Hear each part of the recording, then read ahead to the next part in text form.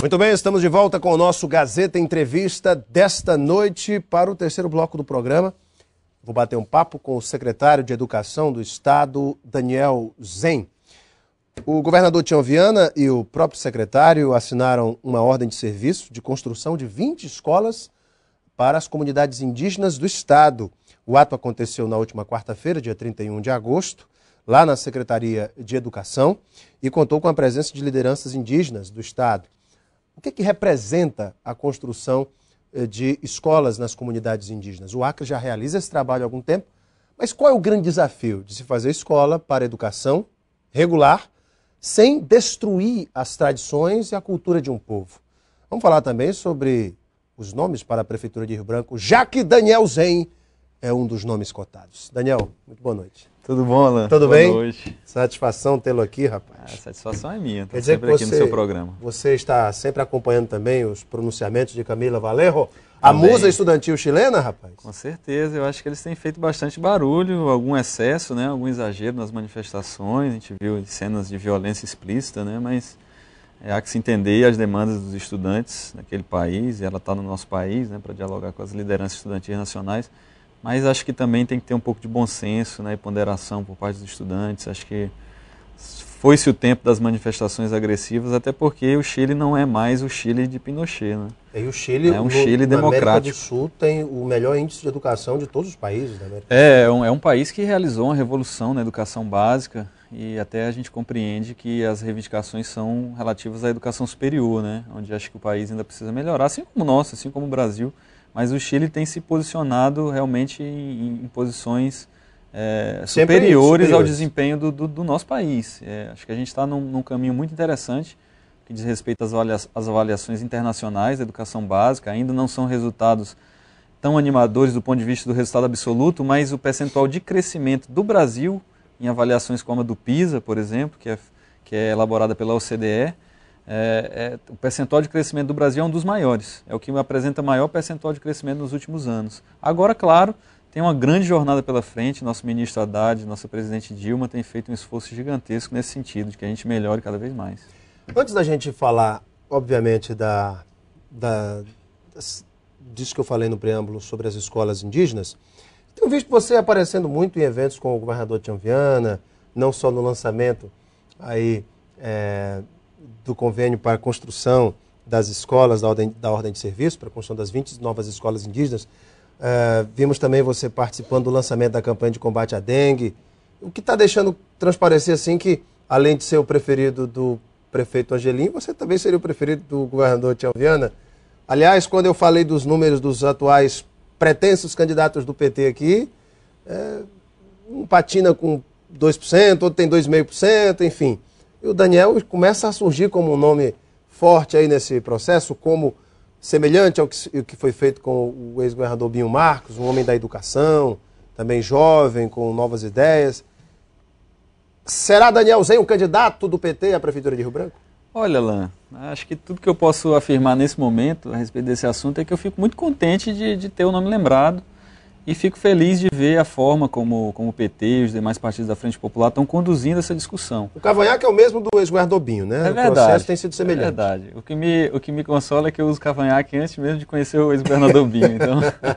Tá certo. Mas eu acredito que a construção democrática e coletiva a respeito do nome do candidato da Frente Popular tem sido conduzida de uma forma muito interessante. O PCdoB lançou o nome da deputada Perpétua Almeida, o PV lançou o nome do deputado Henrique Afonso, outros partidos têm cogitado e ventilado outros nomes de parlamentares com mandato ou de lideranças desses partidos colocando nomes na discussão. E isso traz uma riqueza muito grande, uma riqueza democrática para o processo.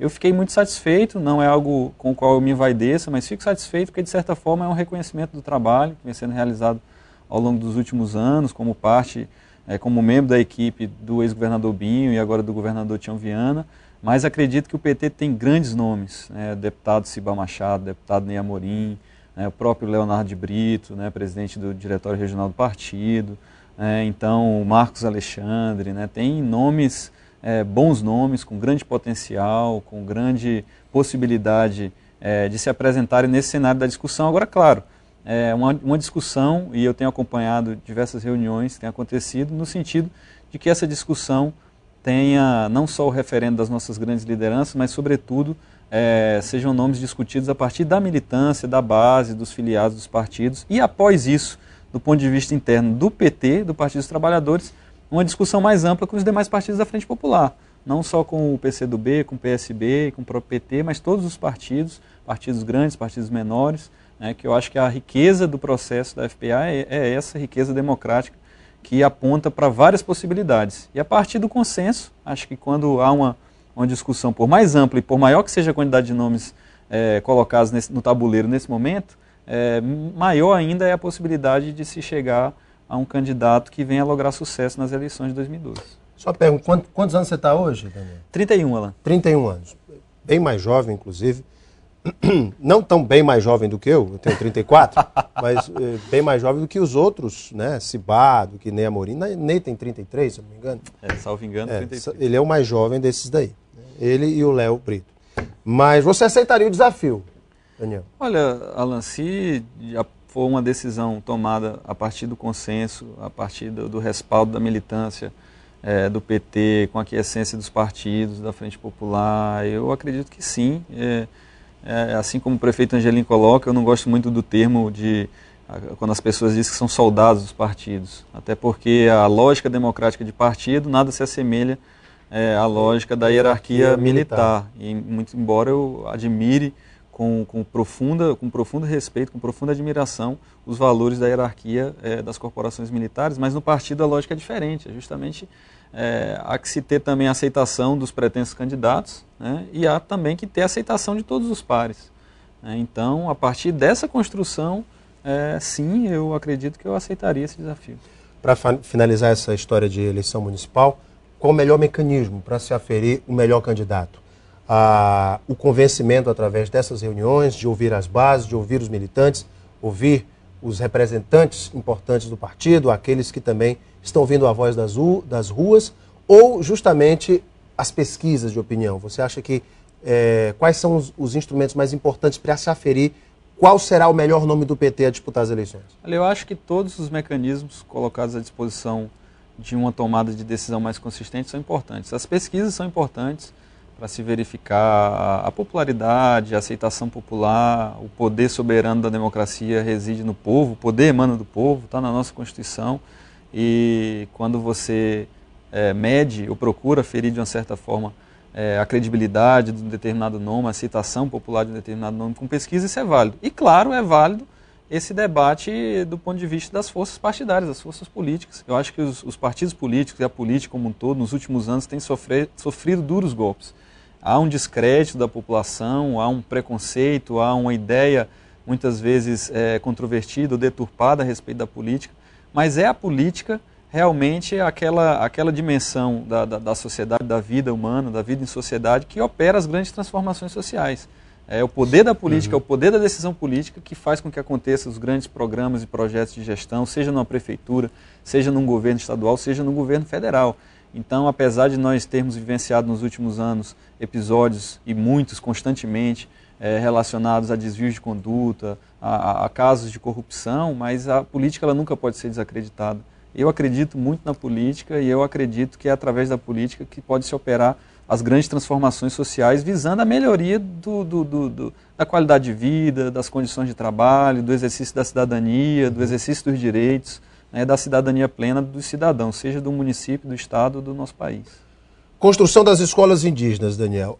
Já foram escolhidas as comunidades indígenas onde serão construídas as escolas? Serão escolas de ensino fundamental e médio, só fundamental, só médio? Como é que fica isso? Isso, Alan.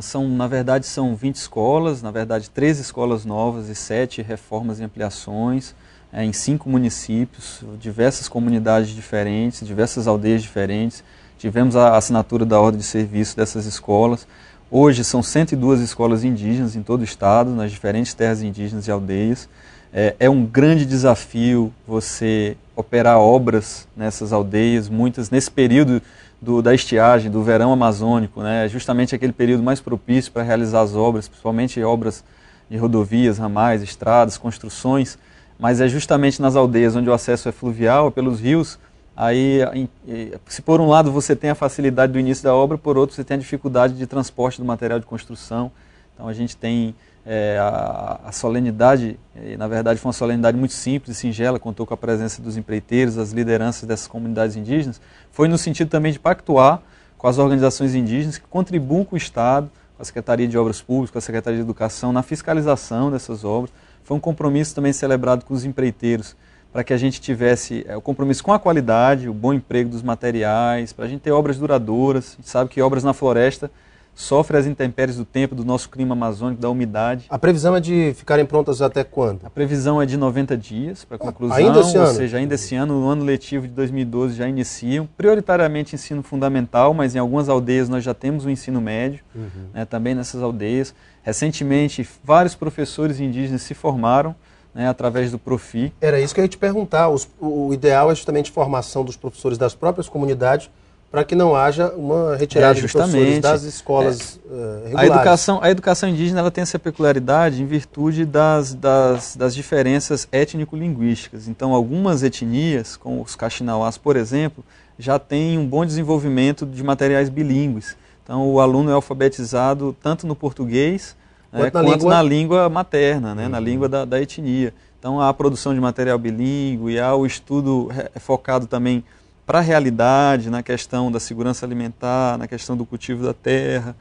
Então, há toda uma peculiaridade regional, saúde, né? Então, tem todas essas questões que são contempladas. A educação escolar indígena ela realmente é diferente do ensino regular. É um desafio, porque você também não pode violentar a cultura daquele povo. Né? De forma alguma. Eu acho que a educação indígena ela está justamente focada para fortalecer os traços característicos nativos, né, da cultura indígena, das diferentes etnias, são mais de 14 etnias no estado do Acre e sul do Amazonas, e o quão difícil é fazer isso, porque justamente por isso os professores indígenas geralmente são pessoas da própria comunidade, da própria etnia, da própria aldeia, né, que residem lá, cuidam dos alunos. A merenda escolar indígena vem cada vez mais sendo produzida nas próprias comunidades. E a gente tem feito uma discussão ampla também com as organizações indígenas, sobretudo a CPI, a OPIAC, que é a Organização dos Professores Indígenas, no sentido de que também a gente consiga evoluir para os processos seletivos dos professores, concurso público específico para a área de professor indígena, assim como também as outras modalidades especiais, a educação especial. Recentemente tivemos seminários, um seminário importante na área de educação inclusiva, né, para os alunos com deficiência, alunos com necessidades especiais. Temos vivenciado um grande debate naquilo também que não é só o ensino regular, fundamental e médio, né, mas sobretudo as modalidades especiais de ensino, a educação especial inclusiva, a educação indígena, a educação na zona rural, no campo, que é muito importante. Hoje, Alan, nós temos 661 escolas, só na rede estadual, sem computar as escolas das redes municipais. São 180 escolas urbanas e 481 escolas rurais indígenas, ou seja, é mais do que o dobro da quantidade de escola urbana. Então a gente tem que ter uma atenção muito grande com a educação no campo, porque ainda que nós tenhamos um alto índice de êxodo rural, de pessoas migrando da zona rural para as cidades, dos 22 municípios... São as escolas que vão fazer com que a população continue, justamente. Fique na sua terra, na sua localidade, no seu ramal, e não faça essa migração. E cada vez mais a necessidade de que a gente tem de juntar a educação básica, o ensino fundamental e médio, com a educação profissional técnica de nível médio, que é o trabalho realizado pelo nosso Instituto do Moacir, comandado pelo professor Ailton Lima, e também pelo IFAC, e também pela nossa Universidade Federal, a UFAC.